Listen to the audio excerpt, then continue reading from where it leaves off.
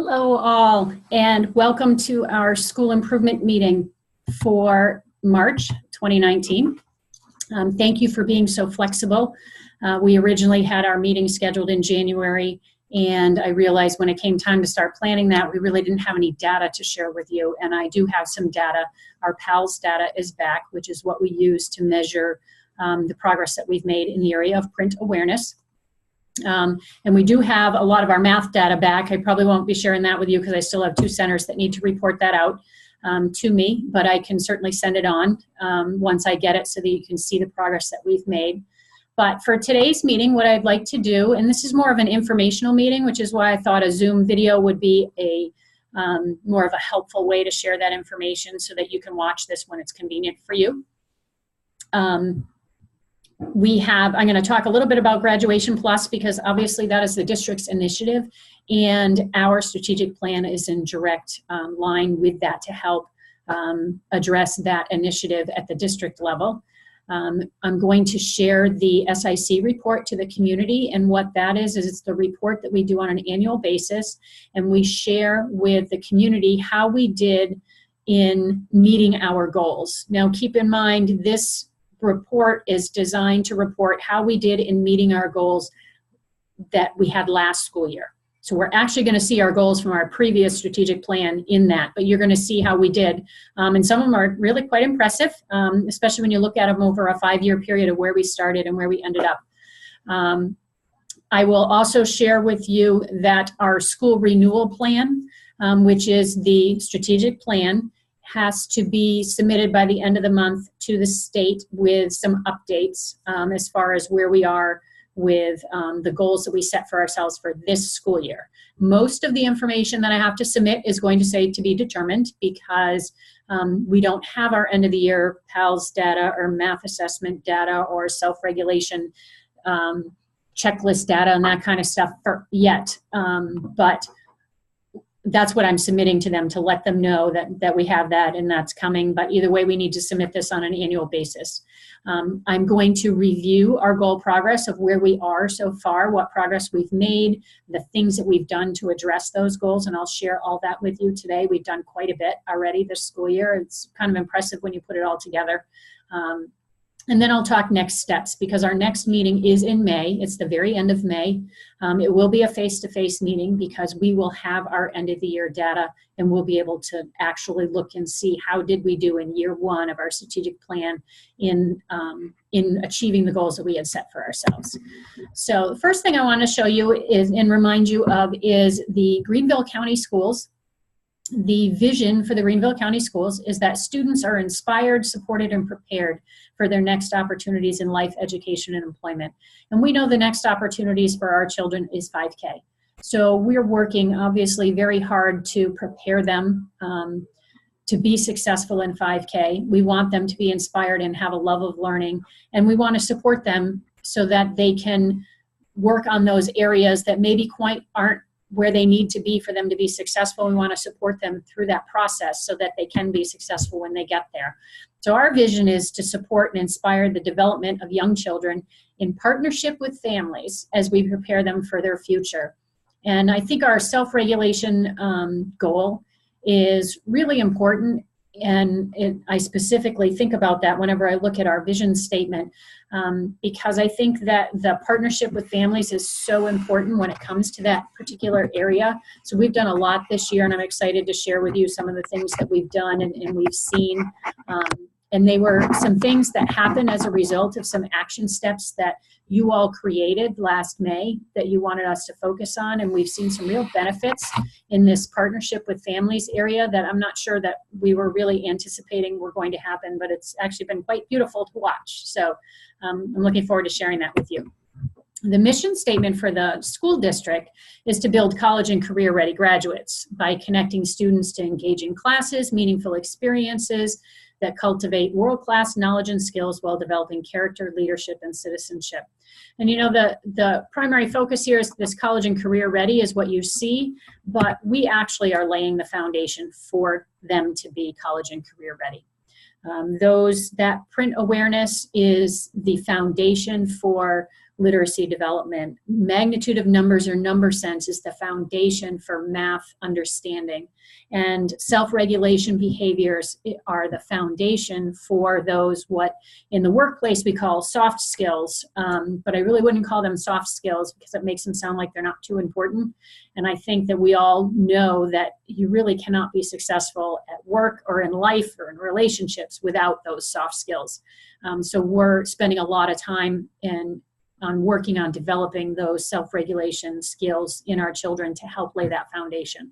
So I'm really excited about our mission statement because I think it really says what it is that we're doing. So with that, I'm going to move to our school improvement report to the community. So I'm kind of flipping the page back a year, and we're going to talk a little bit about that report.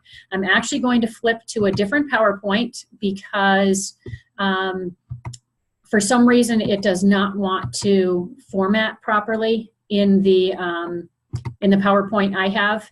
And Patty put this together for me last year. We did a new format so that it looks a little, it's a trifold, so we're able to share that within the community, out in our centers, in our lobbies, and things like that. But what we do is we change it each year and we update it. So one of the first things you'll notice is our new mission statement, laying the foundation for future success, is right here. Our new vision statement that I just talked about is right here. And then our Teachers of the Year for this school year are listed here: Brooke Tidwell, Chelsea Thomas, Meredith Oates, Lisa Hammett, Maggie Sheets, and Angela Pitts. And these teachers, along with their colleagues, are working really hard to lay that foundation for future success. So we're really proud of them and appreciate everything that they do for us at the CDCs. Brooke Tidwell is actually the Teacher of the Year for all of the Child Development Centers, so she's representing us at the district level in that respect. The inside of the trifold that we have talks about the School Improvement Committee. So there you all are. You're all listed here. Because you're a part of this process, talks about your role in helping us to set goals and stay on track with what it is that we need to do. This report right here, as I mentioned just a few minutes ago, is actually reporting how we've done over the past 5 years from the goals that were on the last strategic plan. And so I kind of talk about that right here. But I think what's interesting is I'm going to give you a little bit of update on this. The student learning and achievement area, the goal was for 77% of the children to be able to demonstrate one-to-one correspondence using a set of 10, and that's in the area of math. And 75% of the children be able to recognize 20 or more letters, just recognizing the letters of the alphabet. And these goals, you'll notice, were in the 70s. And when you look at these graphs, we were above 80% in both of those. So we exceeded both of these goals that were set for the CDCs. It would have been 6 years ago they set those. But within 5 years, the CDCs actually exceeded what the goal was. Another area was quality personnel and to implement a real strong professional development plan to promote positive early learning. We provide a lot of professional learning for our teachers and our staff. We've done before school, after school, during school trainings. We've actually implemented, we've done book studies over the summer. We implemented Google Classroom this year, which I think has helped us to really broaden our reach of our staff.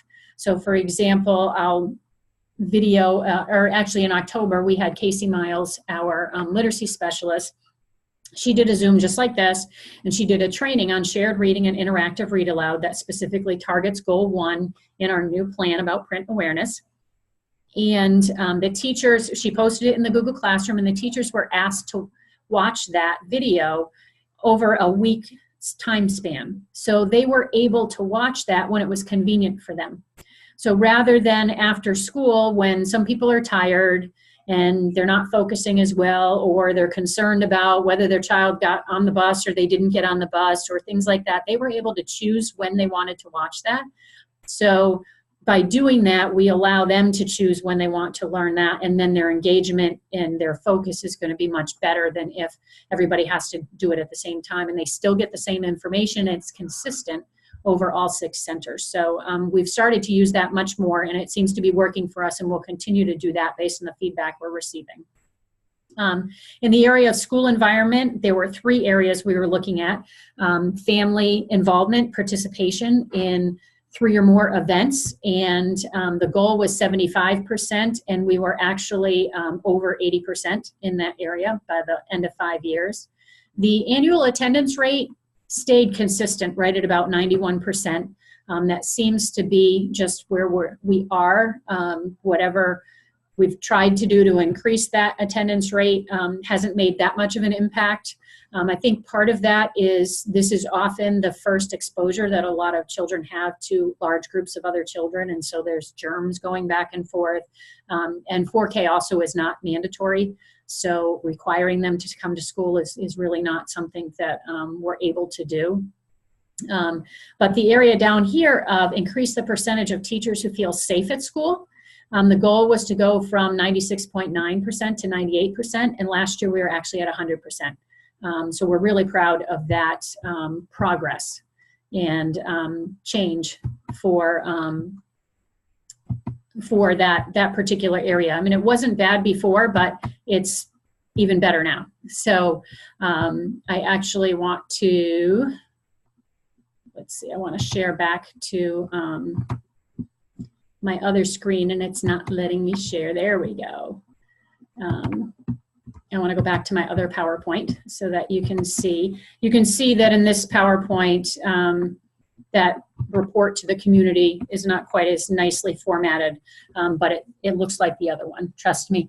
So this report actually will be sent out to parents the first week in April, and then it will be posted on our website for the next school year. Next year's report will look different than this because the goals will be the goals that we have set in our new strategic plan, and the data that I share with you at the end of May will be included in this report. Now, why it's posted in April, I think actually goes all the way back to when we didn't used to get our student achievement data until the fall. And so that's kind of why the timeline is this, and they just haven't changed that at the state level, I guess. That's what we'll be reporting on next year. I am going to send this hard copy to you when I send out the email about this meeting. So if you review it and you see anything that you think should change or could make it better, feel free to send me those suggested revisions, because as I mentioned, I won't be sending this out until the first Friday in April. So I have plenty of time to make changes. So if you see anything or if you see any mistakes that we made, please send them along, because we obviously want to fix them. Because that's actually, I think that's our second draft. So we're still kind of finalizing a couple things too to make sure that we have everything accurate. But if you see something, please let me know. So now I'm going to talk about this year. And I think this is the fun part, because you all were so instrumental in creating these goals and then coming up with some action steps. And it's fun to see and kind of rewarding to see the progress that has been made so far in this area. So our 5-year goal is that print awareness, concepts, and skills of 4K students in the CDCs will increase by 10% as measured by the PALS by June of 2023. So each year we then set a goal as the school as to what we are going to focus on, and we chose print awareness this year, and we said that we would like to see a 39% increase from the fall scores to the spring scores. Now, keep in mind, we didn't have a whole lot of past experience to base that on, so it was kind of a shot in the dark in that we looked at the old assessment that we use, MyIGDES, and we said, well, on average, we did a 39% increase. So we're going to stick, I think on average, we did a 36% increase. So we said we're going to go 3 above that. So we went with 39. So I'm going to show you a little bit about where we are already. Clearly, we undershot that goal because, as you can see right here at the beginning of the year, 15% of our students that were in the school, 127 out of 820 students, were already in the developmental range for print awareness. And that's good. That's expected, because usually you see, about 10-15% of your kids above the norm. Okay. And keep in mind, we're talking about the spring developmental range. So if a child is already there, they're above grade level. So only 15% of our students were there. After doing everything that we've done and all of the instruction that our children have had in their 4K and preschool special education classes, 65% of our students are already in the spring developmental range. And I know that sometimes we look at that and we're like, wow, that's great. That's 50% increase. And I think we also need to take a step back and remember that we're in a program that is designed to help the children that were not at the developmental range that was appropriate for them when they were 3. So not only were they not where they needed to be when they were 3, but now they're ahead. 65% of our children that were behind at the age of 3 are now ahead by mid-year of the age of 4. That's very, very impressive. So, and like I said, we have these teachers of the year, but all of our teachers are great. They're just our representatives this year. Our teachers do a phenomenal job, and I can't wait to see where we end up in the spring. I'm sure this number will go up. Obviously, it's not going to go up another 50%. That's not doable. But I think a lot of it goes down to what have we done? And so in the area of print awareness, here's what we have done so far. We administered the PALS assessment both in September and then again in the month of January. And that's how we got that 50%. We found out that an additional 50%, so 65% of our students are actually in the spring developmental range already. Casey Miles, our literacy specialist, has spearheaded the next 2 on this list. She has done 3 separate coaching cycles with our teachers. So she meets with teachers, she goes into the classroom, she co-teaches, she observes, she gives ideas, she helps co-plan with them, she observes them implementing something new, gives them feedback. So she's done 3 separate coaching cycles, and there's usually 1 or 2 teachers at each center in a coaching cycle. So, it's not that she's only coached 3 teachers, she's done 3 different cycles, and right now she does 3 centers and about 2 teachers at each center for each cycle. So that's about anywhere from 6 to 8 teachers per cycle. And the area of shared reading is where we feel it has been significant change and has resulted in our students improving so much in the area of print awareness. Shared reading and interactive read aloud professional development for all staff. We put that in our Google Classroom. It was required for all of our teachers. Our assistants also have access to that, so they're able to watch that and learn from that as well. That's also what I talked about earlier, and so Casey Miles did that for us. We provided an I Am Reading book study where we had some teachers read I Am Reading over the summer, and then we presented that information, just kind of a summary of that book, to all staff last month at the staff meeting. So everybody's gotten an exposure to that book and some of the key points and the key foundational things of that. 4 of our 6 centers have hosted their literacy events so far. These literacy events are events where parents come in and we provide literacy activities for them to do with their children. And then the piece that we added in our strategic plan is that we develop take-home activities for the parents. And what has happened is, and this I have to attribute to my centers and my teachers and my assistant principals, they took this opportunity and they said, we're going to design an activity. We're going to have the parents come in and we're going to have them do it with their child in the classroom or at the center with them, learn how to do it, and then they take it home in a little baggie and then they can play with it at home whenever they want. So it's not something we just send home and say, here, do this with your child. We say, hey, come in here, let's play this game. Now you can take it home and play it more. And we feel that that's going to lend itself to much more probably more often than not, people will end up playing it again because they know how and they feel comfortable, and it's not something foreign to them.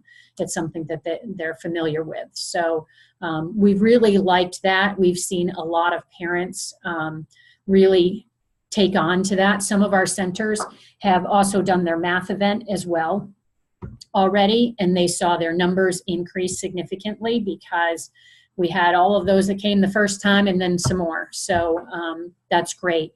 We have had each center write print awareness action plans. So they have action plans that are targeted specifically at the individual areas in print awareness that they think that they could work a little bit better on. And so that's kind of a general overview. We've done some other things, but those are the big things right now that we've done so far for that goal. The next goal is magnitude of numbers, where the percentage of 4K students will demonstrating understanding of magnitude of numbers will increase by 10% by June of 2023. So what have we done so far? We actually got some support from the elementary math coaches, and they came and they did some training for our math committee, strategic planning committee members. We had one representative from each center that met with them. They did some training for us on how to design quality benchmarks. And so our teachers developed 4 different benchmarks. One of them specifically targeted at magnitude of numbers in this particular South Carolina indicator, which indicates magnitude of numbers. They also developed 3 other benchmarks. One is on patterns, one is on number recognition, and the other is on shapes, identifying shapes, because those are all areas that they felt, teachers felt would be helpful to them if they had that information and that data. So we created those along with the magnitude of number one, because we felt that providing teachers with some things that help them rather than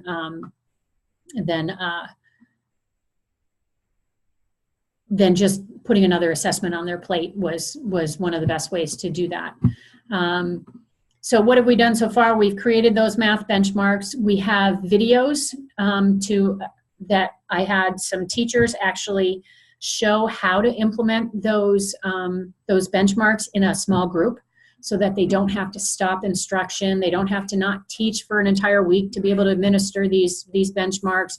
And 2 of the particular benchmarks, little difficult to administer in a group. And so we had 2 teachers volunteer to be filmed while they administered those. And now those are sitting on the Google Classroom, so teachers can watch that. We've gotten a lot of positive feedback from a number of teachers saying, oh, that video was so helpful. I hadn't thought about doing it that way. I'm going to try it that way, et cetera, et cetera. We administered the math benchmarks in February. I was going to show you the data on the next slide, but I'm still waiting for 2 centers. So once I get that, I'll email that to you. But it looks good so far from my other 4 centers. We provided professional development for all teachers at the beginning of the year in the area of number sense. We did a book study, Loose Parts, to facilitate number sense activity development, and then we will be summarizing the main points of that book in the staff meeting that will air next week. So all staff will see the main points of that. We've conducted 5 math literacy days or nights for families so far. And we've drafted center-specific action plans for this particular goal at each of our centers this school year. So you can see they've done a lot in this area as well. The last goal is during unstructured play times, the percentage of students interacting with peers in an appropriate manner by maintaining personal space, sharing materials, and using a respectful voice will increase by 10%. So what have we done so far? We've drafted a self-regulation behavior checklist for implementation next school year. We had 1 representative from each of the centers that are on the self-regulation strategic planning committee attend a training, Reaching the Wounded Child. And then they came back and shared with the rest of their team what they heard there. The take-home activities that I talked about for the literacy night, we also did those for math nights. But what we also did is we created 2 different social emotional take-home activities. And we had parents play those as well at both the literacy night and the math night, and they took those home. So all families, by the time the school year is over, will have a literacy activity that they can play at home with their child, a math activity, and 2 social emotional activities. So all of them should have 4. If somebody did not attend, we're still sending the things home. But we're seeing a really big attendance at our parent involvement engagement nights and things like that. So we're really thrilled about that. We provided de-escalation training for all of our staff at the beginning of the school year, and really that is designed to be able to recognize when a child is exhibiting signs of that they're uncomfortable, or they're starting to have difficulty with self-regulation, or they're going to have difficulty with their self-regulation. What are some things that we can do to help support them, and how do we approach them in that scenario to help them to learn the self-regulation strategies that they need? We have also actually provided a number of parent trainings as well that I didn't put on here in the area of Triple P, which is the promoting positive parenting, and we partnered with the Julie Valentine Center, and they provided training. We did a daytime training and an evening training 3 times each this school year at Greenview and Northwest to see how those would go. We did them both in English and in Spanish, and so we were able to hit both of those groups of parents at our center, so we're happy about that. And then we have implemented a collaborative process to provide support for our children that are exhibiting extreme behaviors. So we have an extreme behavior flow chart, and we have a safety plan, and we have behavior plans that we have written and created to help support our students that need a little bit more help in this particular area. So we still have a long way to go in this. There's a lot of things in the works between now and the end of the year, and then that we'll be implementing next year. So in May, I'll be thrilled to share with you a little bit more about what we're doing in respect to that. So the final goal that's in there is the school will have qualified, diverse teachers, staff, and volunteers by 2023. So we did attend the Shining Stars recruitment event on March 4th to attract quality and diverse candidates. We have infused professional development into all of our monthly staff meetings, and we're doing that rather than just making staff meetings informational. We're trying to also make them educational so that we can get additional professional learning opportunities into as many places as we can for our teachers as possible. We provided summer book studies for all staff. So teachers, assistants, anybody that worked in the schools was allowed to participate in the book studies. And so we're going to continue to do that. We've provided opportunities for our teachers to visit 5K as well as people to attend various early childhood specific conferences.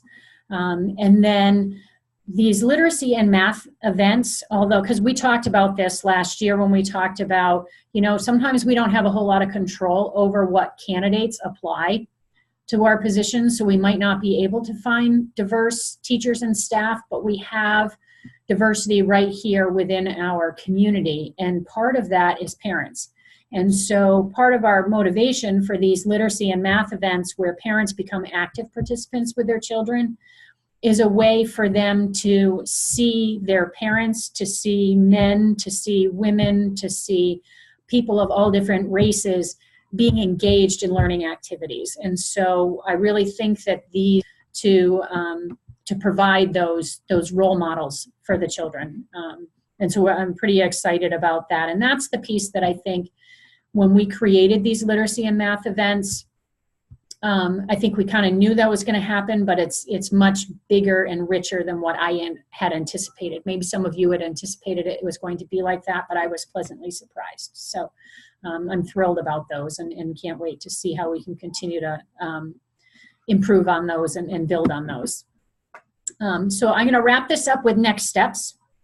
The next steps are I need the chairperson and the Read to Succeed person, so that's Beth and Gloria.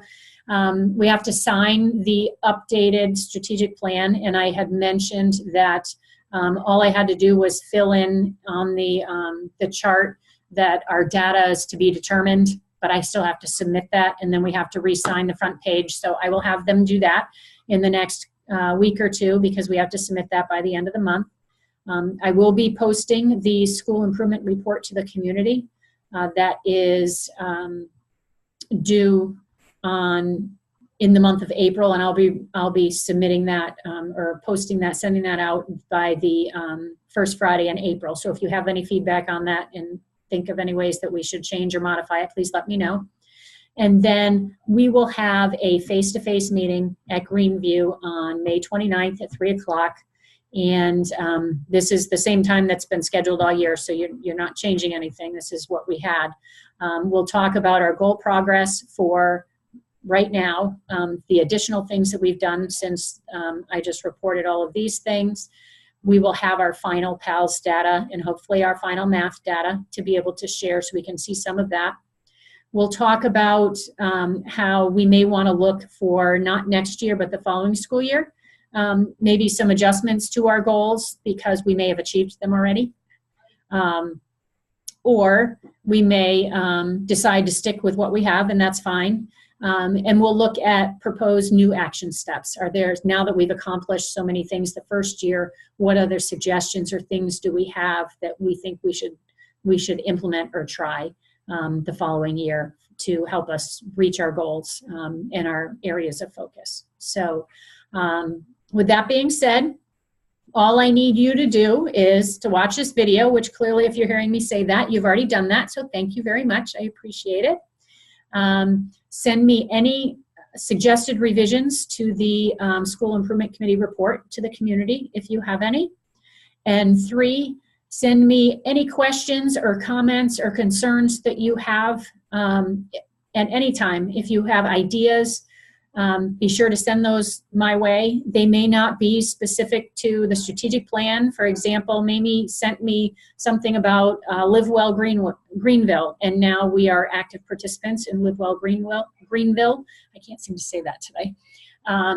And we're in a pilot program with them to develop more wellness-focused workplaces. So I take any recommendations or suggestions you have for additional things that we can provide for both staff, students, and parents. So thank you very much for listening and for being on our committee. I'll talk to you later. Bye.